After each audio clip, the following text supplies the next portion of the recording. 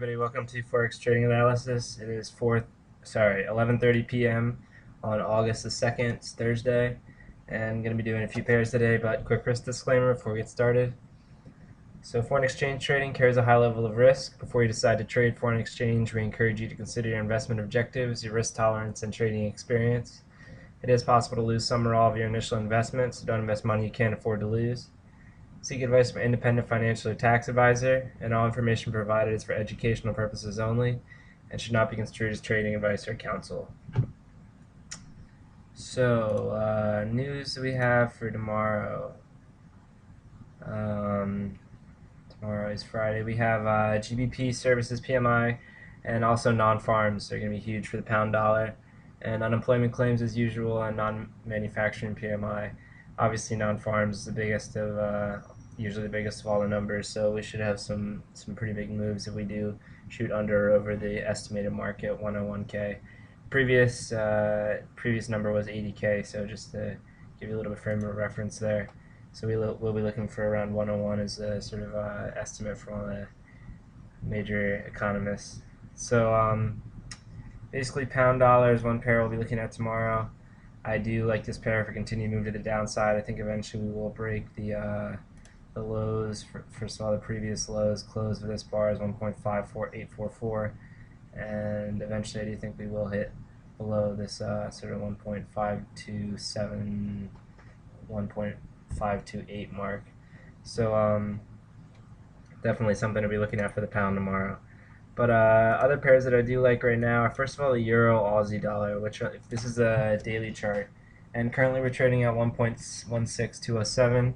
If you have been tracking this pair for a while, you know that it's prone to fall. But as you can also see, we have had some very large corrections. So big corrections there, big corrections all the time happen in these markets. And right now, it does look like to me that we are in a very, very strongly oversold situation.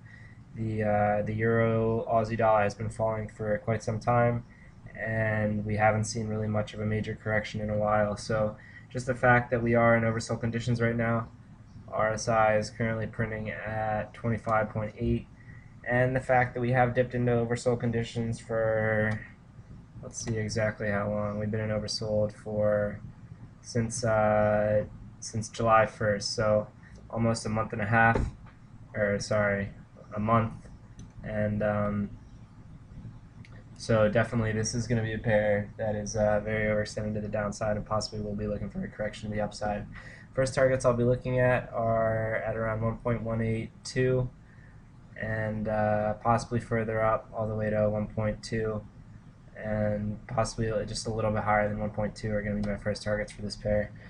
And like I said, we also have had a strongly oversold conditions for a while, and if you also look, we have bullish divergence in the RSI, which is making lower lows in price while making higher lows in the indicator. So that's just another indication that we could possibly be moving to the upside in the next few days. If we do go a little bit lower, I wouldn't be surprised, but eventually I do like us to break further up than we are right now, and definitely up to at least the 1.18 mark. So be on the lookout for that.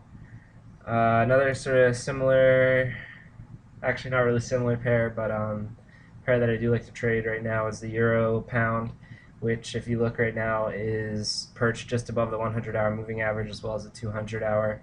And this is going to be a really nice area to define your risk. If you're looking to place stops, definitely under the 200 and 100-hour moving average, and that's only going to be around 12 pips away. So definitely a nice place to define your risk here. Looking at the daily charts, we haven't been following for a little bit of time, but it looks like we could possibly be moving in either direction, as we have sort of hit this area where we are in a minor correction, but not too minor. So we have seen prices form back to the upside, and if we are going to sort of settle it back into a downtrend, it'll be extremely, extremely obvious if we do break down below the 200-hour moving average, which it looks like we might. But for now, I definitely do like a continued push to the upside, sort of the continuation of this uptrend. And you can make your own decisions, but I really do like that So only 13, 12 pip stop loss for me. So that's one thing I'll definitely be looking at over the next few days. I looked at the yen yesterday, as well as a couple other pairs. Just want to highlight that we did break below the 100 and 200. Currently, we're at a point right now where all three of the price, 200 and 100 hour moving averages are all sort of same point. So when that happens, you will obviously see a break in price from one of these two, and again, a really nice area to define your risk here at the 100 and 200. So be on the lookout for that as well.